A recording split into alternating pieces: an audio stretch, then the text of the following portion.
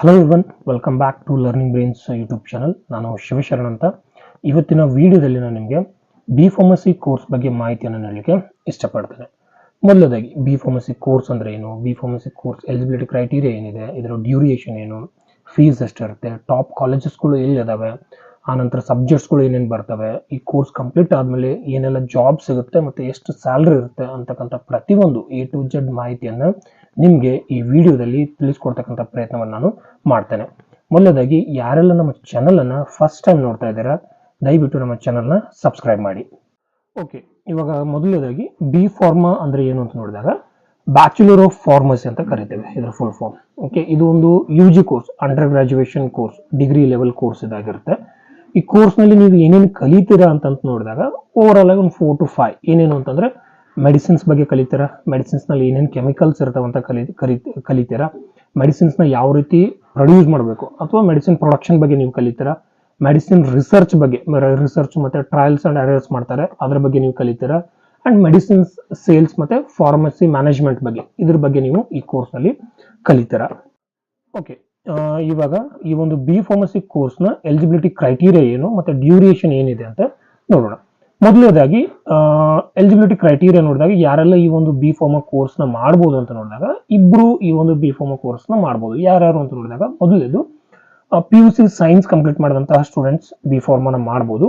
But ಒಂದು restriction ಏನು ಅಂತಂತಂದ್ರೆ PUC ಸೈನ್ಸ್ನಲ್ಲಿ ಅವರು ಫಿಸಿಕ್ಸು, ಕೆಮಿಸ್ಟ್ರಿ ಮತ್ತು ಇಂಗ್ಲೀಷ್ನ ಕಂಪಲ್ಸರಿಯಾಗಿ ಕಲ್ತಿರಬೇಕು. ಓಕೆ, ಆ ಸ್ಟೂಡೆಂಟ್ಸು ಬಿ ಫಾರ್ಮಾನ ಮಾಡ್ಬೋದು. ಓಕೆ, ಅಂಡ್ ನೆಕ್ಸ್ಟ್ ಒನ್ ಇನ್ನು ಎರಡನೇದಾಗಿ ಯಾರು ಈ ಒಂದು ಬಿ ಫಾರ್ಮಾ ಕೋರ್ಸ್ನ ಮಾಡ್ಬೋದು ಅಂತ ನೋಡಿದಾಗ ಡಿ ಫಾರ್ಮನ್ ಕಂಪ್ಲೀಟ್ ಮಾಡಿದಂಥ ಸ್ಟೂಡೆಂಟ್ಸ್, ಡಿಪ್ಲೊಮಾ ಇನ್ ಫಾರ್ಮಸಿ ಅಂತ ಏನಿದೆಲ್ಲ ಆ ಕೋರ್ಸನ್ನು ಕಂಪ್ಲೀಟ್ ಮಾಡಿದಂಥ ಸ್ಟೂಡೆಂಟ್ಸ್ ಕೂಡ ಬಿ ಫಾರ್ಮಸಿನ ಮಾಡ್ಬೋದು. ಇವಾಗ ನೆಕ್ಸ್ಟ್ ಡ್ಯೂರೇಷನ್ ಎಷ್ಟು ವರ್ಷ ಇರುತ್ತೆ ಅಂತ ನೋಡಿದಾಗ PUC ಸೆಕೆಂಡ್ ಇಯರ್ ಮೇಲೆ ಏನಾದರೂ ನೀವು ಬಿ ಫಾರ್ಮನ ಮಾಡಿದಾಗ 4 years ಇರುತ್ತೆ. ಅಂದ್ರೆ ಟೋಟಲ್ ಆಗಿ 8 ಸೆಮಿಸ್ಟರ್ ಇರ್ತವೆ. 6 months ಒಂದೊಂದು ಈಚ್ ಸೆಮಿಸ್ಟರ್ ಇರ್ತವೆ. ಟೋಟಲ್ ಆಗಿ 4 years 8 semester PUC second year ಮೇಲೆ. ಅದೇ ನೀವೇನಾದರೂ ಡಿ ಫಾರ್ಮಾ ಮೇಲೆ ಬಿ ಫಾರ್ಮಾನ ಮಾಡಿದಾಗ 3 years ಕೋರ್ಸ್ ಇರುತ್ತೆ, 6 ಸೆಮಿಸ್ಟರ್ ಇರ್ತವೆ. ನೀವು ಡೈರೆಕ್ಟ್ ಆಗಿ ಥರ್ಡ್ ಸೆಮಿಗೆ ಲ್ಯಾಟರಲ್ ಎಂಟ್ರಿ ಅಂತ ನಿಮ್ಮನ್ನ ತಗೊಂತಾರೆ. 3rd 4th 5th 6th 7th 8th ಆ ರೀತಿ 6 ಸೆಮ್ಸ್ನಲ್ಲಿ 3 years ಕಲಿತೀರಾ ನೀವು. ಈಗ ಬಿ ಫಾರ್ಮದಲ್ಲಿ ನೀವು ಯಾವೆಲ್ಲ ಸಬ್ಜೆಕ್ಟ್ಸ್ಗಳನ್ನ ಕಲಿತೀರಾ ಅಂತಕ್ಕಂಥದ್ದನ್ನು ನೋಡೋಣ.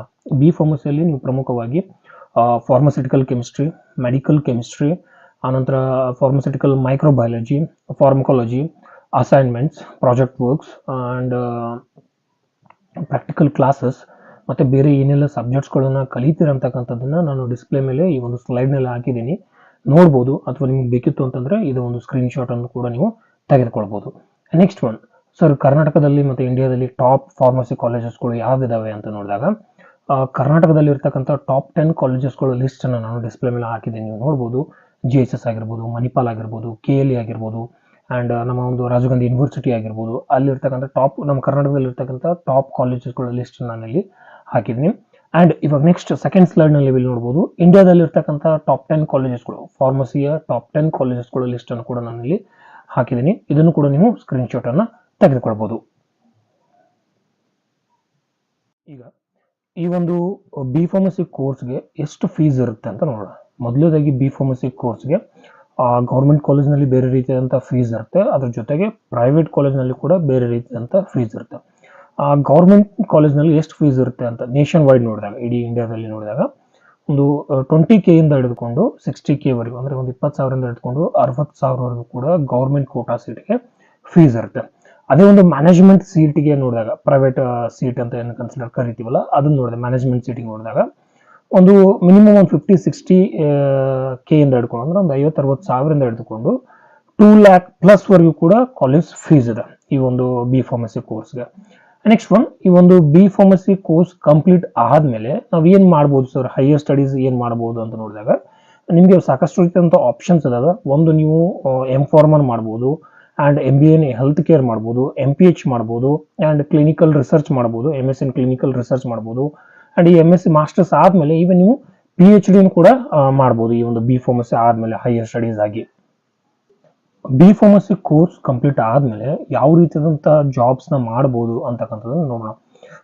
ಬಿ ಫಾರ್ಮಸಿ ಕೋರ್ಸ್ ಆದಮೇಲೆ ನೀವು ನಾನು ಎಲ್ಲ ವಿಡಿಯೋದಲ್ಲಿ ಮಾಡೋ ರೀತಿ ಜಾಬ್ಸ್ ಅನ್ನ 3 ಟೈಪ್ಸ್ ಆಗಿ ಡಿವೈಡ್ ಮಾಡಿದೆ. ಒಂದನೇದು ನೀವು ಗೌರ್ಮೆಂಟ್ ಸೆಕ್ಟರ್ ನಲ್ಲಿ ಕೂಡ ನಿಮ್ಗೆ ಜಾಬ್ಸ್ ಇದಾವೆ ಬಿ ಫಾರ್ಮಸಿ ಆದ್ಮೇಲೆ, ಅಂಡ್ ಈವನ್ ಪ್ರೈವೇಟ್ ಸೆಕ್ಟರ್ ನಲ್ಲಿ ಕೂಡ ನಿಮಗೆ ಜಾಬ್ಸ್ ಇದಾವೆ.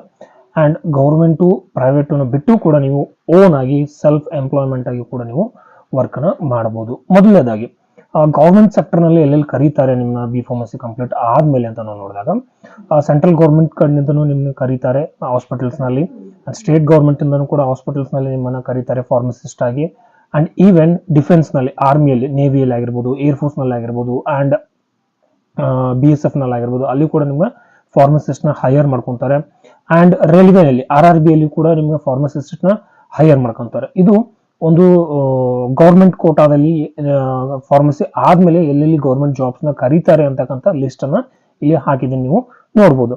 ನೆಕ್ಸ್ಟ್ ಒನ್, ಗೌರ್ಮೆಂಟ್ ಅನ್ನ ಬಿಟ್ಟು ಓಕೆ ನಿಮ್ಗೆ ಏನೋ ಒಂದು ಗೌರ್ಮೆಂಟ್ ಜಾಬ್ ಸಿಕ್ಕಿಲ್ಲ ಅಂತಂದ್ರೂ ಕೂಡ ನೀವು ಪ್ರೈವೇಟ್ ನಲ್ಲಿ ಕೂಡ ವರ್ಕ್ ಮಾಡ್ಬೋದು. ಪ್ರೈವೇಟ್ ನಲ್ಲಿ ಎಲ್ಲೆಲ್ಲಿ ವರ್ಕ್ ಮಾಡ್ಬೋದು ಅಂತ ನೋಡಿದಾಗ, ಒಂದೇದು ನೀವು ಪ್ರೈವೇಟ್ ಹಾಸ್ಪಿಟಲ್ಸ್ ಅಥವಾ ಮೆಡಿಕಲ್ ಶಾಪ್ಸ್ ನಲ್ಲಿ ನೀವು ವರ್ಕ್ ಮಾಡ್ಬೋದು, ಅಥವಾ MR ಆಗಿ ಅಂದ್ರೆ ಮೆಡಿಕಲ್ ರಿಪ್ರೆಸೆಂಟೇಟಿವ್ ಅಂತ ಏನ್ ಕರಿತೀವಲ್ಲ ಆ ರೀತಿಯಾಗಿ ಕೂಡ ನೀವು ಪ್ರೈವೇಟ್ ನಲ್ಲಿ ವರ್ಕ್ ಮಾಡ್ಬೋದು. ಅಥವಾ ಫಾರ್ಮಸ್ಯೂಟಿಕಲ್ ಕಂಪನೀಸ್ ನಲ್ಲಿ, ಫಾರ್ಮಸ್ಯೂಟಿಕಲ್ ಕಂಪನೀಸ್ ಲೈಕ್ ನಾವು ಲಿಸ್ಟ್ ಮೇಲೆ ಇಲ್ಲಿ ಹಾಕಿದ್ದೀನಿ, ನೀವು ನೋಡ್ಬೋದು. ಒಂದು ಸಾರಿ ಸುಮಾರು ಒಂದು 15-20 ಕಂಪನೀಸ್ ನನ್ನ ಟಾಪ್ ಕಂಪನೀಸ್ ನ ಹಾಕಿದ್ದೀನಿ ಇಲ್ಲಿ. ಸನ್ ಫಾರ್ಮಾ ಆಗಿರ್ಬೋದು, ಸಿಫ್ಲಾ ಆಗಿರ್ಬೋದು, ಡಾಕ್ಟರ್ ರೆಡ್ಡೀಸ್ ಆಗಿರ್ಬೋದು, ಈ ರೀತಿಯಾದಂತಹ ಫಾರ್ಮಸ್ಯೂಟಿಕಲ್ ಕಂಪನೀಸ್ ನಲ್ಲಿ ಕೂಡ ನೀವು ಪ್ರೈವೇಟ್ ಸೆಕ್ಟರ್ ನಲ್ಲಿ ವರ್ಕ್ ಅನ್ನ ಮಾಡಬಹುದು. ಇವಾಗ ನಿಮ್ಗೆ ಗೌರ್ಮೆಂಟ್ ನಲ್ಲಿ ಯಾವುದೇ ರೀತಿಯಾದಂತಹ ಫಾರ್ಮಸಿ ಆದ್ಮೇಲೆ ಜಾಬ್ ಸಿಕ್ಕಿಲ್ಲ, ಓಕೆ ಪ್ರೈವೇಟ್ ನಲ್ಲಿ ಮಾಡ್ಲಿಕ್ಕೆ ನಿಮ್ಗೆ ಮನ್ಸಿಲ್ಲ ಅಂದ್ರೆ ನೀವು ಓನ್ ಆಗಿ ಕೂಡ ಜಾಬ್ ಅನ್ನ ಮಾಡಬಹುದು. ಯಾವ ರೀತಿಯಾದಂತಹ ಜಾಬ್ಸ್ ನ ಮಾಡಬಹುದು ಅಂತ ನೋಡಿದಾಗ, ನಿಮ್ದೇ ಒಂದು ಓನ್ ರೀತಿಯಾದಂತಹ ಮೆಡಿಕಲ್ ಶಾಪ್ ಅನ್ನ ತೆಗಿಬಹುದು, ರಿಟೇಲರ್ ಶಾಪ್ ನ ತೆಗಿಬಹುದು, ಅಥವಾ ಹೋಲ್ಸೇಲ್ ಶಾಪ್ ಅನ್ನ, ಮೆಡಿಕಲ್ ಹೋಲ್ಸೇಲ್ ಶಾಪ್ ಅನ್ನ ತೆಗಿಬಹುದು, ಅಥವಾ ಮ್ಯಾನುಫ್ಯಾಕ್ಚರಿಂಗ್ ಯೂನಿಟ್ ಅನ್ನ ನೀವು ಓಪನ್ ಮಾಡಬಹುದು, ಅಥವಾ ಆನ್ಲೈನ್ ಪ್ಲಾಟ್ಫಾರ್ಮ್ ಅನ್ನ ಕೂಡ ನೀವು ಮಾಡಬಹುದು ಮೆಡಿಸಿನ್ ಅನ್ನ ಸೆಲ್ ಮಾಡ್ಲಿಕ್ಕೆ.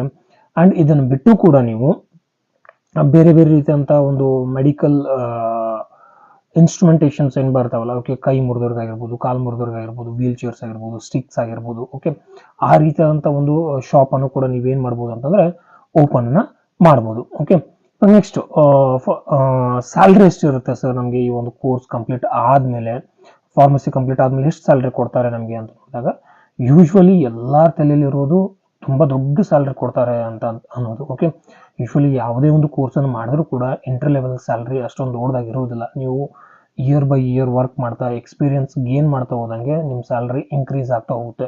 ಸ್ಟಾರ್ಟಿಂಗ್ ಸ್ಯಾಲ್ರಿ ಎಂಟ್ರಿ ಲೆವೆಲ್ ಎಷ್ಟು ಇರುತ್ತೆ ಅಂತಂದ್ರೆ ಆವರೇಜ್ ಒಂದು 15K ಇಂದ ಹಿಡ್ಕೊಂಡು 30K ವರೆಗೂ ಕೂಡ ನಿಮಗೆ ಒಂದು ಸ್ಟಾರ್ಟಿಂಗ್ ಸ್ಯಾಲ್ರಿ ಇರುತ್ತೆ ಈ ಒಂದು ಕೋರ್ಸ್ ಕಂಪ್ಲೀಟ್ ಆದ್ಮೇಲೆ. ಅದಾದ ನಂತರ 1 year ಎಕ್ಸ್ಪೀರಿಯನ್ಸ್ ಆದ್ಮೇಲೆ ಒಂದು 30 ಇಂದ ಹಿಡ್ಕೊಂಡು ಒಂದು 50K ವರೆಗೂ ಇರುತ್ತೆ. ಒಂದು 5 years ಆಫ್ ಎಕ್ಸ್ಪೀರಿಯನ್ಸ್ ನಿಮ್ಗೆ ಏನಾದ್ರು ಫಾರ್ಮಸಿಯಲ್ಲಿ ಸಿಕ್ತು ಅಂತಂತಂದ್ರೆ ಮೋರ್ ದೆನ್ ಒಂದು 50,000 ವರೆಗೂ ಕೂಡ ನೀವು ಸ್ಯಾಲರಿನ ತಗೋಬಹುದು. ಇದು ಡಿಪೆಂಡಿಂಗ್ ಅಪಾನ್ ಕಂಪ್ನಿ, ನೀವು ಯಾವ ಹಾಸ್ಪಿಟಲ್ ಅಲ್ಲಿ ವರ್ಕ್ ಮಾಡ್ತಿದ್ದೀರಾ ಅಥವಾ ನೀವು ಯಾವ ಒಂದು ಲೊಕೇಶನ್ ಅಲ್ಲಿ ವರ್ಕ್ ಮಾಡ್ತಿದ್ದೀರಾ ಅಥವಾ ಅನ್ನೋದು ಕೂಡ ಇಲ್ಲಿ ಡಿಪೆಂಡ್ ಆಗುತ್ತೆ. ನೆಕ್ಸ್ಟ್ ಒನ್, ಈ ವಿಡಿಯೋನ ಮುಗಿಸೋದಕ್ಕೂ ಮುಂಚೆ ನಿಮ್ಗೆ ಏನಾದರೂ ಈ ಒಂದು ಬಿ ಫಾರ್ಮಸಿ ಬಗ್ಗೆ ಏನಾದರೂ ಡೌಟ್ಸ್ ಇತ್ತು ಅಂತಂದ್ರೆ ತಪ್ಪದೆ ಕಮೆಂಟ್ ಬಾಕ್ಸ್ ನಲ್ಲಿ ಕಮೆಂಟ್ ಅನ್ನ ಮಾಡಿ, ಅಥವಾ ಯಾರಾದರೂ ಫಾರ್ಮಸಿನ ಮಾಡಿರೋರು ಈ ವಿಡಿಯೋನ ನೋಡ್ತಿದ್ರೆ ನಿಮ್ಮ ಒಂದು ಪರ್ಸ್ಪೆಕ್ಟಿವ್ ಏನಿದೆ, ಅದರ ನೆಗೆಟಿವ್ ಆಗಿರ್ಬೋದು ಪಾಸಿಟಿವ್ ಆಗಿರ್ಬೋದು ಈ ಕೋರ್ಸ್ ಬಗ್ಗೆ, ಅದನ್ನು ಕೂಡ ಈ ಒಂದು ಕಮೆಂಟ್ ಬಾಕ್ಸ್ ನಲ್ಲಿ ನಿಮ್ಮ ಒಂದು ಫ್ಯೂಚರ್ ಫಾರ್ಮಸಿ ಅಥವಾ ನಿಮ್ಮ ಜೂನಿಯರ್ಗೆ ತಿಳಿಸ್ಕೊಡಿ. ತುಂಬಾನೇ ಇದು ಹೆಲ್ಪ್ಫುಲ್ ಆಗುತ್ತೆ ಅಂತ ಹೇಳ್ತಾ, ನಿಮ್ಗೆ ಏನಾದರೂ ಫಾರ್ಮಸಿ ಕೋರ್ಸ್ ಬಗ್ಗೆ ಮಾಹಿತಿ ಬೇಕಾಗಿತ್ತು ಅಥವಾ ಕಾಲೇಜಿಗೆ ಅಡ್ಮಿಷನ್ಸ್ ಬೇಕಾಗಿತ್ತು ಅಂತಂದ್ರೆ ಡಿಸ್ಪ್ಲೇ ಮೇಲೆ ನನ್ನ ನಂಬರ್ ಅನ್ನು ಹಾಕಿದ್ದೀನಿ, ನನಗೆ ನೀವು ಕಾಲ್ ಕೂಡ ಮಾಡ್ಬೋದು.